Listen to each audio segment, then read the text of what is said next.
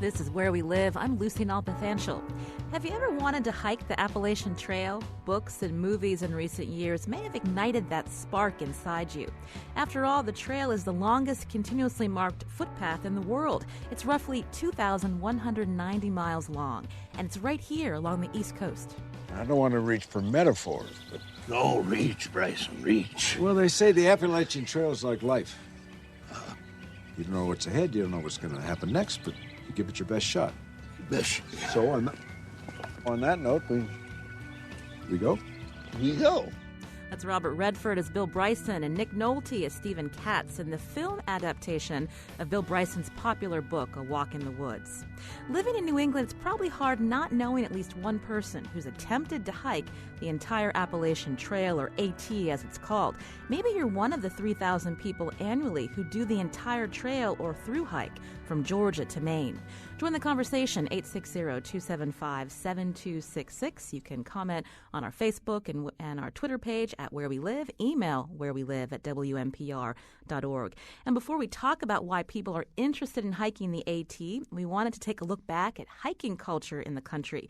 Joining me from the studios of WRTI in Philadelphia is Silas Chamberlain. Silas, welcome to Where We Live. Good morning. Thanks for having me. Before we talk about your book, tell us how you were turned on to hiking and working and living in the woods at times. Well, I grew up in central Pennsylvania in a pretty rural part of York County, and we were able to just pretty much walk out our back door and into the woods and didn't rely on trails, just relied on lots of landowners who were willing to let people walk through their property. And my parents would take me camping into the Appalachian Trail, which runs through parts of central Pennsylvania. So I always had a love for hiking and being outdoors, but it really put it in perspective when I moved to Philadelphia to go to Temple University for my undergraduate degree and realized that, being away from places like that where you can just walk out your door and go hiking really makes those places seem even more valuable. And so as an undergraduate at Temple, I was looking for summer work and happened to stumble upon the Adirondack Mountain Club's professional trail crew. And I went up to the Adirondacks and worked for a summer on trails in the backcountry for 5 days at a time, and really just was exposed to this whole other world of hiking clubs that had thousands of members and had really long histories. And it took me a couple years to sort of return to that idea of really being interested in that and wanting to look into it deeper, but had the opportunity to do that in graduate school. And so that ended up being a lot of the research I did, looking back at those clubs and everything they had contributed over the years. And what did you do when you were working in the club with all of these young men, I think some women too? Oh, sure. Yep. It was men and women. We did footpath work. So in some cases it was blazing new trails, but more often than not, it was putting in the kinds of things that anybody would see when they're out hiking, like water bars that direct water off the trail, clearing trees that would fall down, building little staircases that you see out of rocks, and pretty much trying to create something that blended into the wilderness setting of the Adirondacks, but also allowed those trails to withstand lots and lots of people coming and using them in all the seasons. Your book, On the Trail, comes out, I believe, in the fall, but I was able to see a PDF version before the show and read some of it, and there's a great picture of you with this club. A lot of testosterone there, huh? It's a really pretty remarkable culture within the professional trail club, and there's a few professional crews around the country that work on trails, and they all tend to develop this culture that really celebrates work with hand tools and axes, and it's because it's really a dying art in a lot of ways. And in the Adirondacks, where you can't use power equipment, the idea of relying on rock bars and axes is really important. You write in On the Trail that the book's an attempt to explain how someone could hike regularly in the late 20th century, and yet we're so ignorant of the vibrant culture of organized hiking in the U.S. So take us back to the history of hiking in the U.S. When did we see the rise and, I guess, the decline of hiking culture? Well, we really saw the emergence of people being interested in walking in the early 19th century in urban areas among elites who wanted to get out of cities and experience natural areas. And some of the earliest clubs that are founded, like the Appalachian Mountain Club in 1876, were really among people who we would think of as the leading citizens of society: doctors and engineers, professors, and that begins to change over time. In the early 20th century, we see these clubs become a little more democratic. They're founded outside of major cities, and they really start to proliferate. So there's, even in places like Pennsylvania, New York, and New England are really the centers of these clubs. And in in the early 20th century, some of these states have 10, a dozen, 20 different hiking clubs founded in some of their major cities. They tend to resemble the larger clubs like the Sierra Club and the Appalachian Mountain Club, but they also take on their own form and bring in people that from what we would think of as the growing middle class, people who had expanded amount of leisure time, disposable income, and a growing appreciation for nature, who really are seeking out time that they can get away from their desk jobs and recreate some of the frontier spirit that at that time Americans were really concerned was being lost. How did, when we look at the time after World War II, how did military culture impact hiking and the supplies that people took with them when they went into the woods? Well, this is something I really struggled with when I was doing my research, because anecdotally I had heard from lots of people that World War II was a boon to hiking because it exposed people to the outdoors, and it gave lots of American men experiences with long-distance walking. But when I really started to dig down deep into that, I found a lot of recollections from people that were returning from war and saying, I just spent a lot of time outside walking long distances with really heavy pack. I don't want to do that anymore. So what I found was really World War II's major contribution is all the surplus materials that are pouring back into the country. There's new fabrics like nylon. There's freeze-dried foods. And these are incorporated into all sorts of outing products. And then there's also just the materials of war, like backpacks and cots and cooking kits that previously had been sort of specialty products and now could be found in magazines, could be found for sale in local stores. And hikers take advantage of those products right away in lessening their loads that they have in the backcountry and making their time there more comfortable. You mentioned that you were working in college with this Adirondack Mountain Club, doing a lot of that hard work that we take for granted. So most of us, when we think, it's the weekend, let's go out, enjoy the woods, let's do some trails with our family and friends, the trails are there. We're not maintaining them. So there's definitely a shift from working and being part of that culture and doing the work to just expecting that they're there and we should be able to recreate whenever we wanted to. Can you talk about how there was that increase, and then how the shift in thinking about hiking changed? Sure. This is a central tension that I find in my research, and I talk about a lot in the book, because from the period of the early 19th century to really the 1960s and early 1970s, hiking meant being a member of a club. And if you were a member of a club, it meant that you would spend at least a day a week thinking about the club and spending time with the club during outings. You would be out cutting new trail or maintaining existing trails. You would be hosting speaking events and showing slideshows to community groups. It was really a defining part of your life if you were a hiker. But in the 1960s and 1970s, that begins to change. There's millions of people that begin hiking for the first time, but most of those people are not becoming members of clubs. They are choosing to hike on their own or with their families. And there's a number of reasons why that happens. In part, it's they can, because they now have this new equipment that's lightweight. There's lots of information available about where to hike and how to hike. There's easy access to maps. And there's high rates of personal automobile ownership that allow you to get out and on your own. Also, as the Appalachian Trail grows in importance and the idea of the solo through hiker or the backpacker that's self-reliance really starts to take off, people really start disassociating hiking with something that you do as a large group. They think of it as a personal therapeutic experience that you would do alone in the woods, and that you would gain something individually out of it. But as a result, all those millions of people who are pursuing that sort of self-reliance in the woods are not joining clubs and therefore not necessarily contributing to trail building or the day-to-day organizational work that a hiking club has to do to operate at a high level. And so I argue there's this disconnect where these tens of millions of people who are hiking for the first time do come to see trails as just something that's provided to them. They may be willing to send in a membership fee periodically or write to a legislator in support of a trail, but very few end up becoming engaged to the level that we had seen for the previous 100 years. This is Where We Live. I'm Lucy Nalpathanchel. I'm speaking to author Silas Chamberlain. His book, On the Trail, The History of American Hiking, comes out this October. He's joining us from the studios of WRTI in Philadelphia.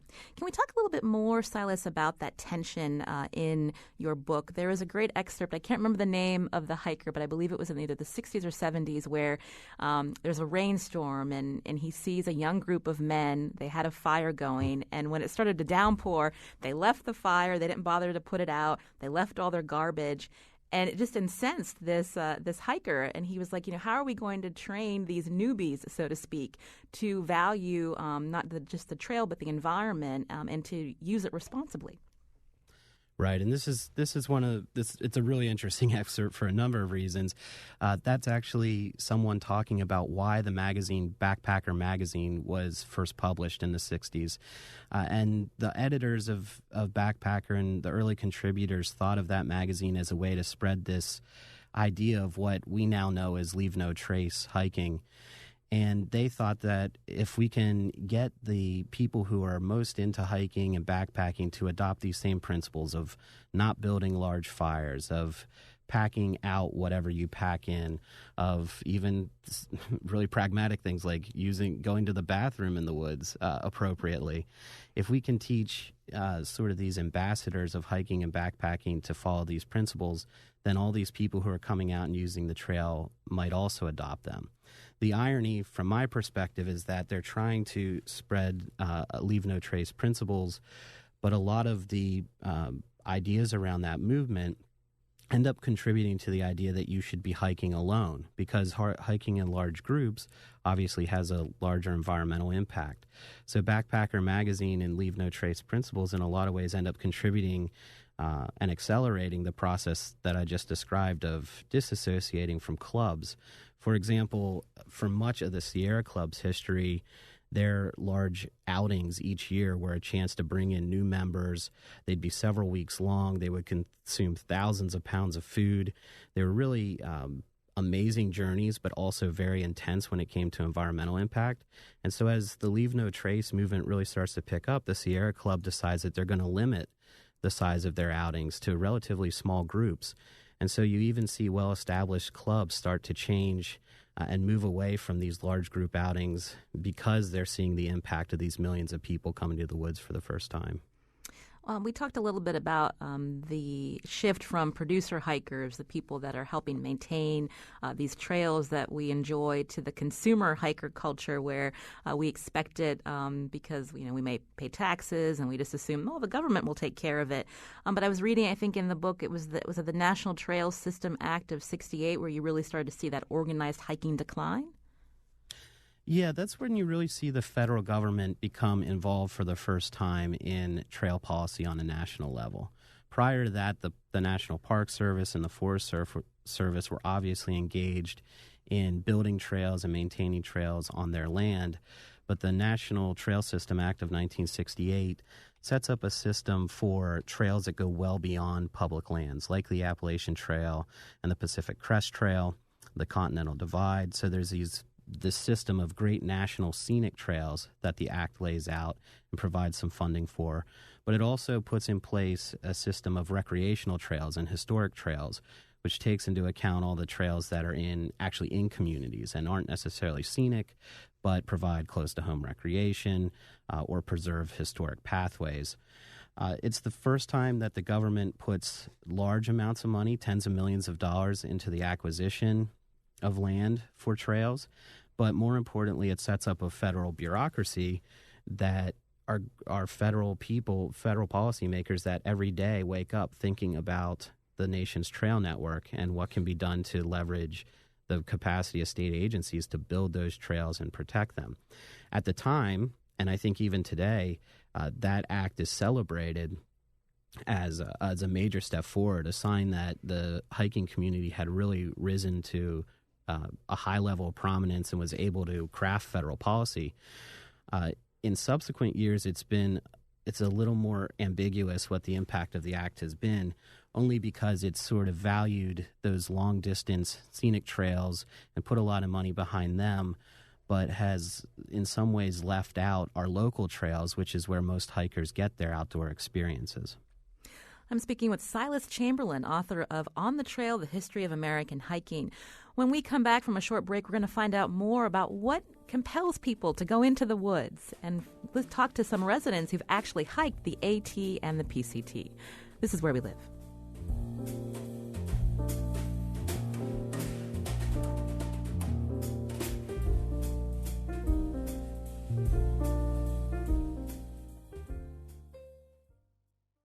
This is Where We Live. I'm Lucy Nalpathanchel.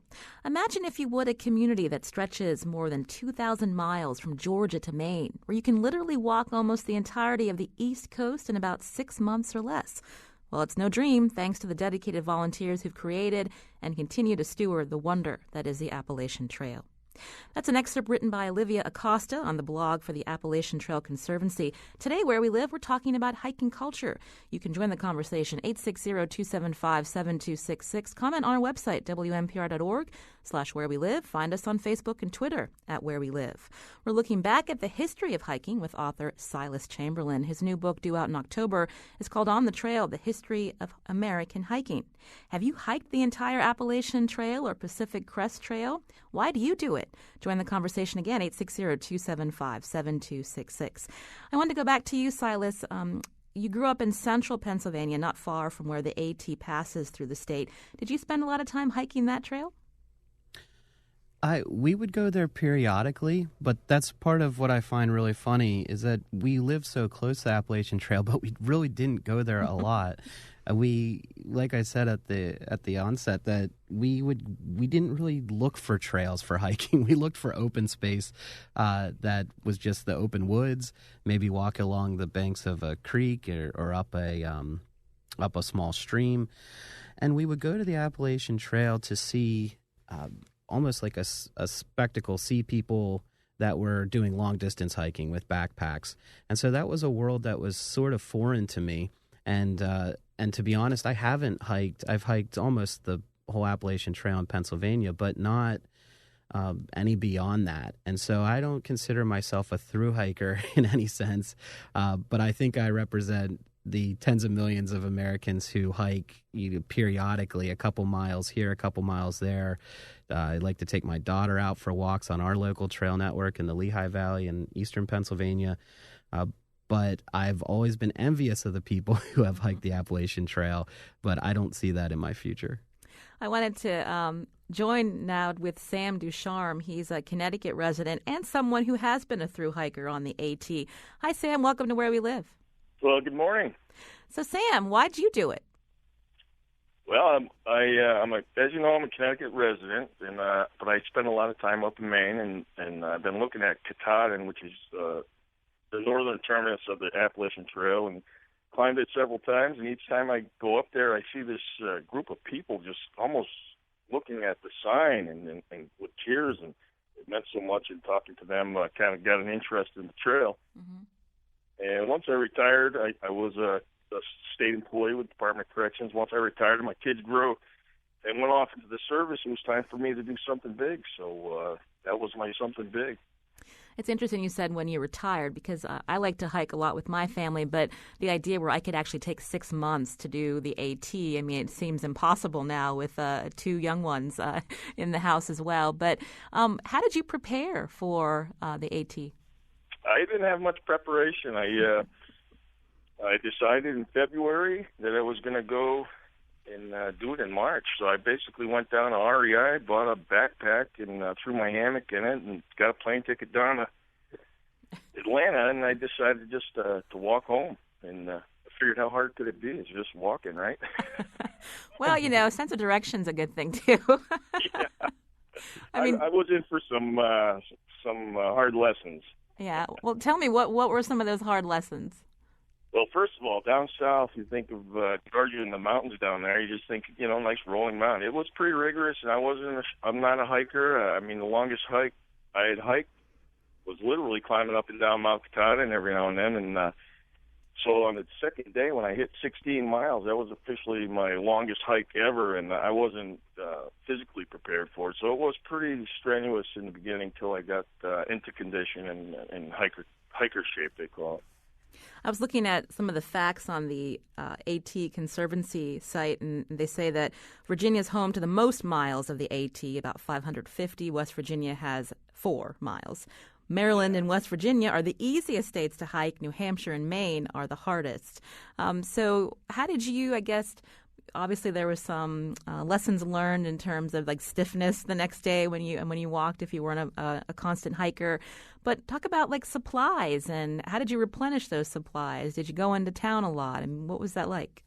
Yeah, luckily for us, the Appalachian Trail is on the East Coast, which 2/3 of the population in this country live close by. So every few days you come out of town, and if you needed supplies, it was an easy resupply. The towns, we call them trail towns, the towns that are near the trail, they are pretty well prepared. They set up. They know what to stock, and really the people in the community are a great help. They often pick us up without even us sticking our thumbs out, and bring us down to Walmart to get food or socks or whatever you need. So all along the trail, there are places where you can come out of the back country and go resupply, and a lot of hikers have their supplies set up in advance, and they have somebody at home that they can. Now we all have cell phones, and we can text them and say, hey, we're going to be in such and such town. You send a box to the post office, and we'll pick it up there. And it's a lot easier than it probably was 15 years ago for the thru hikers and earlier, where they didn't have that modern day convenience. Also on the phone with us is Denise Horan, a Connecticut resident, also a thru hiker. So she hiked from, I believe, Georgia all the way up to Maine. Hi, Denise. Welcome to Where We Live. Hi, Lucy. How are you? I'm well. So we're hearing from Sam that he didn't really prepare. He just went and thought, how hard is it? So what made you want to go on to the AT, and how did you prepare?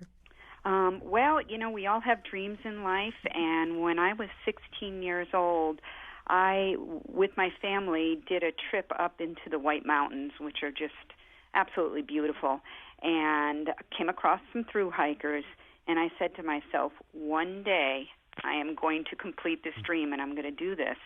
So ever since I was 16, and I will let you know I'm 55 right now, I've always had this dream to complete the trail. I have a busy life, run a couple businesses with my husband, and have 3 children that are in and out of college, high school. But I said, I've got to do it now, or else my body is not going to allow me to wait till I'm any older. So I started training, and I trained for over 2.5 years, something much different than Silas.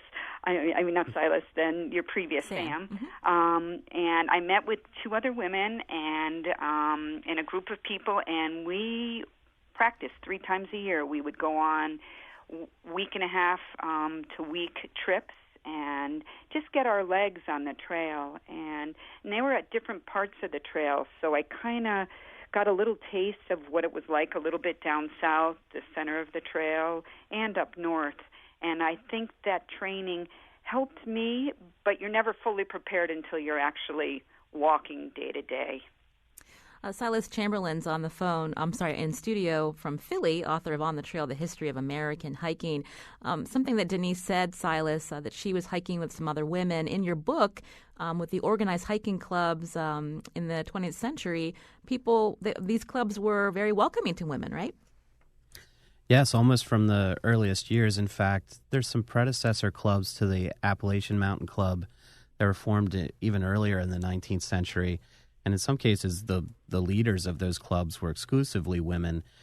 And even when the Appalachian Mountain Clubs formed, there was a small group of men who actually got together and had a meeting to discuss the formation of the club, but at the very first meeting, there was a vote to include women. And we find this in even regional and local hiking clubs across the country, that women were almost always included in club membership, if not the leadership itself. There were many clubs, though, that also excluded women. I'm thinking of one not far from where I live now in Reading, Pennsylvania. Their local club specifically said this club will be limited to the 100 leading men of the city of Reading. And that only changed after a couple of decades of men being exclusively allowed in the club. You do find, though, some disappointing rhetoric, even amongst clubs that allowed men and women, about women not, even though women were in photos on top of mountains, there were always comments in there that said, well, of course, you'd have to be careful to take a woman on this hike because she wouldn't wear the proper clothing, or it requires a lot of climbing, even though it had been proven over and over again that women could easily do what the men were doing. How do you feel about that, Denise? So you were hiking with other women. Obviously, I've heard on the AT you see lots of people. As a woman, did you see a lot of women, and did you ever worry about safety? As far as seeing women, absolutely. There are women on the trail. Women my age, probably not as many older women, but there were women. I'm talking about through hikers, as far as people just hiking on the trail, and there's a lot of recreation, like Sam mentioned and Silas mentioned. The trail does run across a lot of cities and towns, so a lot of people utilize the trail, so there were always, females on the trail. But as far as through hiking, not as many women. I'm not sure the exact statistics, but I know there were a lot more men that were through hiking than women. But no, as far as safety, I never felt, threatened or nervous about anything. But having said that, you do have an instinct that you start to get, and, you make good decisions about things. You're wise about, where you set up your tent and, hanging clothes, for example, making sure you're not hanging pink things outside of your tent and things like that, maybe not setting your tent up close to a road. You're wise as you hike. I also carried a spot locator, which is a satellite communicator that if something ever happened, I was able to, if there was no cell service, still get out an emergency, an indication that there was something wrong. This is Where We Live. I'm Lucy Nalpathanchel. We're talking about hiking culture and the history of hiking in the United States. Also, what compels people to take a hike on the Appalachian Trail or Pacific Crest Trail. If you want to join the conversation, 860-275-7266. Kirk is on the line from Florida. Kirk, welcome to Where We Live. Hi, thank you for having me. My name's Kirk, and my wife's name is Cindy Sinclair, and we met through hiking on the Appalachian Trail in 1980, and we did a lot of backpacking back then, but we also have done a lot of backpacking recently as sort of therapy. She has early onset Alzheimer's, and it helped a little bit, but when she got advanced enough, the long-distance hiking didn't help her, but I was able to witness how culture has changed from the 1970s, 80s hiking to now. I mean, my wife actually was the first woman to hike the Continental Divide Trail. And I was the third person to get the Triple Crown, which is the AT, the Pacific Crest Trail, and the Continental Divide Trail. But back then, in the 70s, 80s, there's like heavy equipment, heavy gear, and because of that, people were out, hike less miles a day, and we're out for longer in between towns. And I would say it was sort of more of a living deliberately kind of thing back in the 70s and 80s. And when we most recently did it in 2014, which is right at the Pacific Crest Trail, right after Wild came out, it seems to be more like a recreational sport for people now, which, sometimes it was a recreational sport for me as well. But I just in general, it seems, because now people have lighter gear, they hike longer miles, and they're out there for less time in between the town stops. Also, another big difference I'd like to comment on is back in the 70s, there were no guides letting you know where all the trail magic or trail angels are. And now, back then, it was unexpected. It happened all the time. Trail magic happened back then as well, all the time. But it wasn't really as expected as it is. And I think that has affected the culture a little bit now as well. Well, thank you, Kirk, for your call. And I wanted to actually go back to Sam because we heard Kirk mention trail magic. So explain to the people who don't know what we're talking about here. What is trail magic? Well, trail magic is a wonderful thing, and the best I can describe it is an unexpected act of kindness from a stranger. So consider yourself in the backcountry in the Smoky Mountains. You've been in the woods for 5 days, and you come out of the woods, and you're going to cross over a road and head back into the woods on the other side. Mm-hmm. And lo and behold, sitting there with maybe like one of those football tents or whatever, a group of people with coolers of ice cold water, soda, flipping hamburgers, and giving some fresh fruit. It's just a treat. These people come out. They're either hikers themselves, or past hikers, or they're just lovers of people, and they're giving us this treat that is remarkably recharging for us. And these acts of kindness go as far as picking you up and bringing you to town for to go get resupplies, or any sort of act that helps you in any way. And the best part is it's unexpected, and we call those people trail angels, and they are pretty popular. I know I just spent the last month on the trail down south paying it back. I felt I had a debt to the trail. So I just literally got home yesterday, and I've been doing trail magic all up and down from about Pennsylvania, Maryland, all the way down to Southern Virginia. And it's kind of one of those things where I get so much help from so many people, and I felt I owed a debt. And I went back and did some trail angeling for the 2016 Through Hikers. I was reading that you kept a video blog or vlog while you were on the AT. Can you talk a little bit about that after we play a clip? We're going to hear a little bit of that vlog. Hey, everybody. Day 2, long day hiking. Some wise person who never walked the trail before said the best way to get in shape for the trail is to walk the trail. Well, with that being said, today was a training day. Climbed about 5 mountains, up and down all day long. I'm whipped, but it was a beautiful day. Ran into a lot of people. This part of the trail is pretty busy this year. A lot of people heading out, so there's not a shortage of people to meet and greet and talk to and see where they're from, and it's a lot of fun so far. So you were able to upload those videos to YouTube along the way when you stopped at libraries. Why'd you do it? Well, I mentioned earlier I have grown boys that are in the military, and I wanted to share this trip with them, but they were in different countries and stuff, and I figured this would be the best media. So that was an early one that I hadn't heard that one in a while, and what I didn't expect is that there was such a group of people that followed these videos. So what I did is it became obvious right in the beginning. I wanted to really bring the people. I did my research on the gear. I did my research on the trail towns, and got my all that stuff. But I was not prepared for the culture of the trail. I was so overwhelmed by how all these people were doing it and how nice and friendly. Remember, I worked in a prison for 21 years, and this was a complete change of culture for me.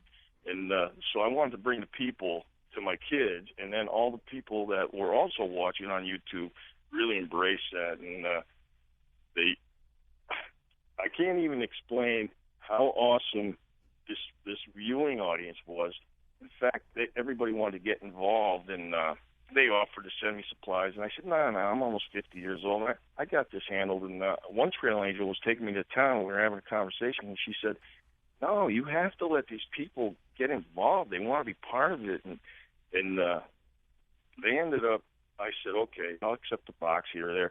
And people from all around the country were sending my supplies ahead of me. They were watching where I was, and they'd send me messages saying, hey, when you get to Damascus, there's a box waiting for you here and there.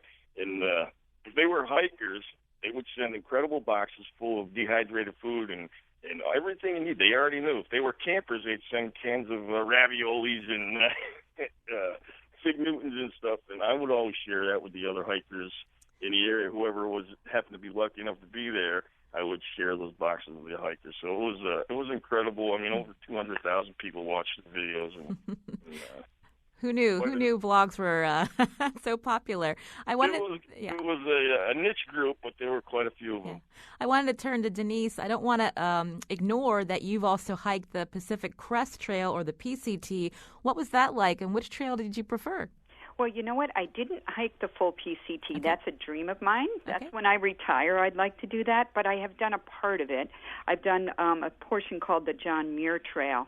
And the difference to me, and I've hiked out west around Lake Tahoe to the Tahoe Rim Trail, there is a big difference in the hiking, not as far as the people. Sam's right that the people are amazing, and there is a community out there that is incredible. They're going on this journey with you, but without you. Everyone's doing it themselves, but you all have a common thread, and that thread is the trail. And differences, terrains are definitely different. People tend to think that the mountains are a little shorter in the east, meaning they're not up in the higher elevations as they are out west, but that doesn't negate the difficulty.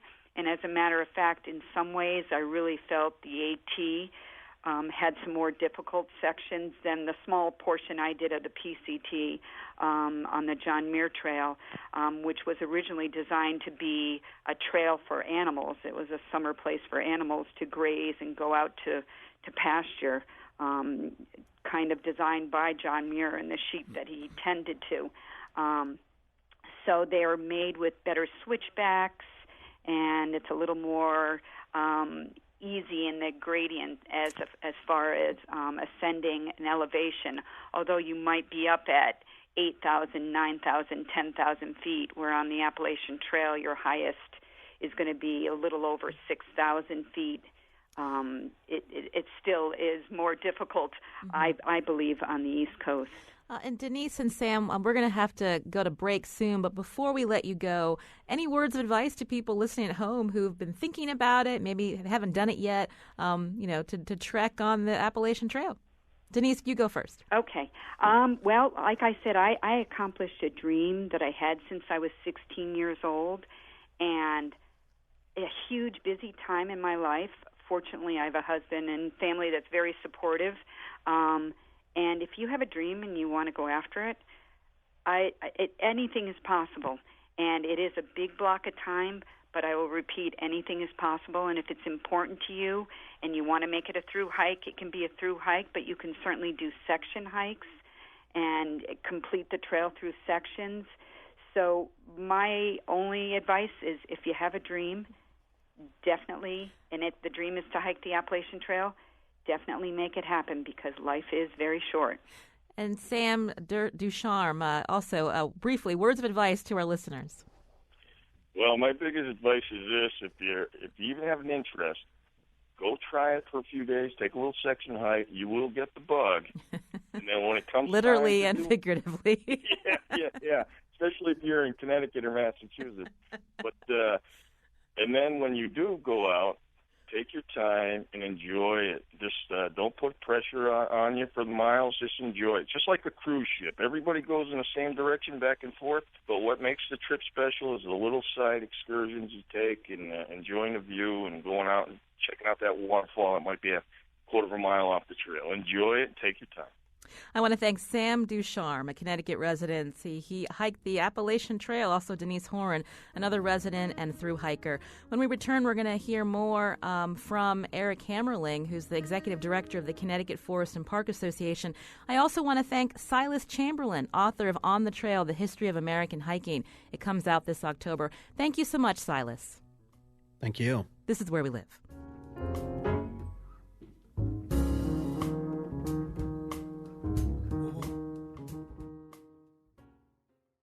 This is Where We Live. I'm Lucy Nalpathanchel. Coming up on Monday, most of us know the Miranda rights, even if we've never been arrested. But do you know the story behind our right to remain silent? We'll talk to a local public defender about the 50th anniversary of the landmark Supreme Court decision, Miranda versus Arizona. That's on Monday. Today, Where We Live, we're focusing on hiking. Part of the hour is spent on the history of footpaths in the U.S. and why people choose to go on month-long hikes on the AT or the PCT. But if you don't have the luxury of taking months off work to hike, good news. Connecticut has plenty of day hikes, too. On the phone with me now is Eric Hammerling, Executive Director of the Connecticut Forest and Park Association. Hi, Eric. Welcome to Where We Live. Good morning, Lucy. So first off, tell us a little bit about the part of the AT that actually goes through Connecticut. Sure. There's about 56 miles of the Appalachian Trail that goes through the northwest part of Connecticut, through the Housatonic Valley. It actually crosses the Housatonic River a couple times. And as it turns out, that section of trail used to be one of the blue blazed hiking trails that was originally blazed by one of the members of CFPA's the Trails Committee, Ned Anderson, who in 1929 to 32 was taking care of those trails and keeping them blazed. Not sure if you heard earlier in the show we were talking to author Silas Chamberlain. He wrote the book On the Trail, The History of American Hiking. That book comes out this fall. But he was giving us a little bit of a history lesson on hiking and this shift from producer hikers, so the clubs that actually work to maintain the trails, to what we have today, more of the consumer hiking culture. How does your organization depend on volunteers to keep the Connecticut trails in good shape?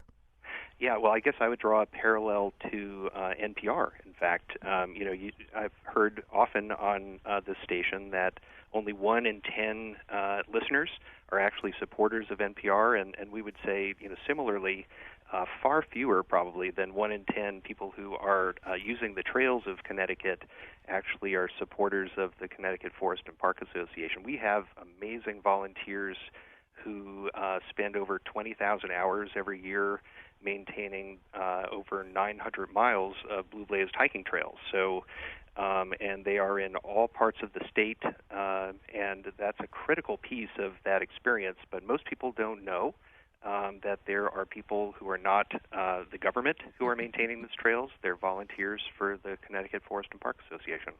Speaking of government, in recent years, we've actually seen, the fees at our state parks increasing. So this recreation tax that we want to be outside, and but not often can the state put that money investment back into our system here. That's very true, and most of the trails. Actually, the beautiful thing about the blue blazed hiking trails is that they are free. And in fact, if you even if it's a trail that happens to be in a state park that has an admission fee, if you walk in, you don't have to pay. That's only a fee for people who drive in. So I guess I would encourage people, if you're able to walk, please take advantage of that and enjoy the parks on foot. So we have a few minutes, Eric. Can you recommend to our listeners some of the trails that people should be hiking, and some of the new trails that are throughout the state? Sure. Well, one thing that, obviously the Appalachian Trail is so well known because it was the first national scenic trail, and there are only 11 national scenic trails in the United States. But the newest national scenic trail also has a very important role in Connecticut and in Massachusetts, and that's the New England Trail, which is a combination of some trails that people may be more familiar with, like the Metacomet, the Mattabesit, the Monadnock Trail up in Massachusetts. And, those are, incredible resources. I would say if someone's looking for either a through hike, like on the Appalachian Trail, on the New England Trail, which is about 215 miles long, that would take you from Guilford, right at Long Island Sound, all the way up to the Massachusetts-New Hampshire border. It would take you about 2 to 3 weeks, depending on the speed that you're going at, and it's an incredibly beautiful resource that we hope people will take advantage of. Now, if correct me if I'm wrong, your organization's located in Middlefield, right, on Route 66? Correct. And so aren't there some trails behind your building that people should be checking out? Yes, actually, those are the newest trails within the Blue Blazed hiking trail system, which, as I mentioned before, it's over 900 miles of trail. But right behind our headquarters here in Middlefield, we hold a conservation easement on about 250 acres of forest, and there's about 3 miles of trail that go through there. It's a beautiful loop, a nice way to get away from it all. And if you looked at an overhead view of the Middletown area, you would see this kind of special place of green, and that's where it's wonderful for people to go. What are some of your favorite trails? Well, I love going for walks with my son, and I live in West Hartford, so I'm a little bit partial to the greater Hartford area trails. So I would typically go to places like Talcott Mountain and walk up to Hugh Blind Tower and have the beautiful views of the Farmington Valley. Also love going to the trails up in Peoples Forest and American Legion State Forest, which give you incredible views of the Farmington River. And but if you go around the state, we have people who live close to the Tunxus Trail, to the Shinipsit Trail, to the Quinnipiac and Regicides Trail, and that's also one of my favorites is kind of the views from the Regicides Trail, which is down in New Haven of Long Island Sound, are absolutely gorgeous.